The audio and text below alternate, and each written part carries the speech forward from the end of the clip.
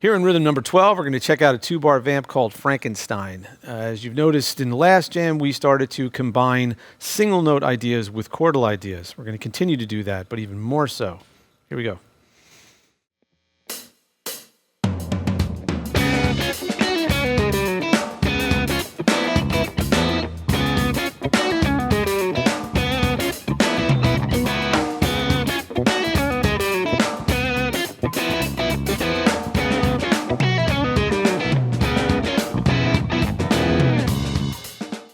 Frankenstein is set in a C-sharp dominant vibe. So once again, we're kind of, delving into keys that you don't normally see in funk rhythms, but that's why we're here. We're trying to expand our vision of funk rhythm playing.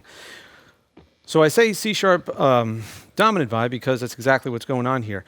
We have a C-sharp dominant 7 starting it off, but here in Frankenstein, it's kind of little small parts put together into one monster, hence the name. So we're starting off with this. A flat 7 interval.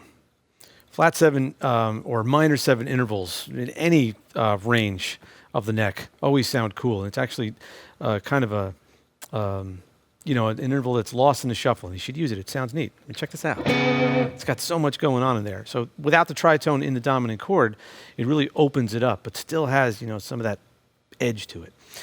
I'm fingering it with my first and second finger because I want to apply a little vibrato to it as soon as I hit it. I don't have a whole lot of time to do it, but that jagged pitch modulation I put in there adds to the overall vibe of the rhythm or the riff.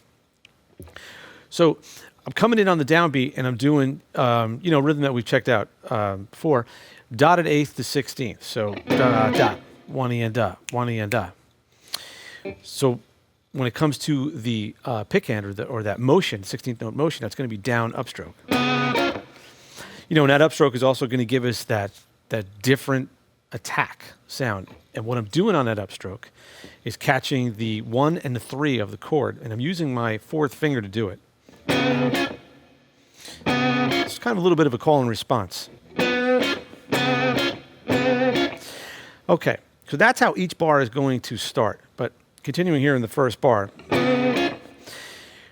I quickly staccato that major third double stop that I'm barring with my fourth finger, give a little space there, and come in on the upbeat of 2 with this descending, almost bebop-esque phrasing. Oh, it's actually the pull-off is this.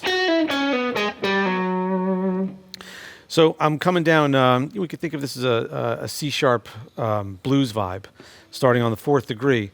Pull off, whole step, another whole step, pull off, and then 5, flat 5, pulling off the 4. So it just puts the pull-offs, on the upbeat, and then syncopates it with that pull-off coming from the last 16th and 3 into 4. And then I answer that rhythmic tension with a high E, giving you a sharp 9 vibe on the top. And we're going to do that again in the next bar. So after we do the dotted 8th to 16th, we come and play a C-sharp 7 sharp 9 chord. So once again, we're seeing the sharp 9 like we did back in rhythm number 3 during Route 35, and we're doing the same thing we did there. We're including the high E string. In this case, that's doubling the sharp 9 in the chord instead of doubling the root. And it makes for a very cool vibe. I picked up that idea from John Frusciante on Blood Sugar's Sex Magic, where he would do that with a 7 sharp 9. He did it with an E flat 7 sharp 9 and lowered the high E string to match the root of the chord just to get that vibe, that chiming high string thing. So I try to do it wherever it matches the chord. In this case, it jives with the chord since it's a chord tone. And as a matter of fact, it's the note right below it on the lower adjacent string. The rhythm that I'm playing right there is, it's got those 2 quick 16ths on the downbeat of 2. And then I'm coming in and just quieting the strings. No punch, no scratch. I mean, if you want to get technical, it's kind of a palm punch, but I'm not trying to make that percussive sound as I was in back in tight. So I'm going to follow the last hit of the chord with scratches. And I'm really trying to go for that ring on the top. So those are all the small pieces, small ideas, and we'll revisit some as the course progresses. But all these small pieces come together and make, a Frankenstein riff.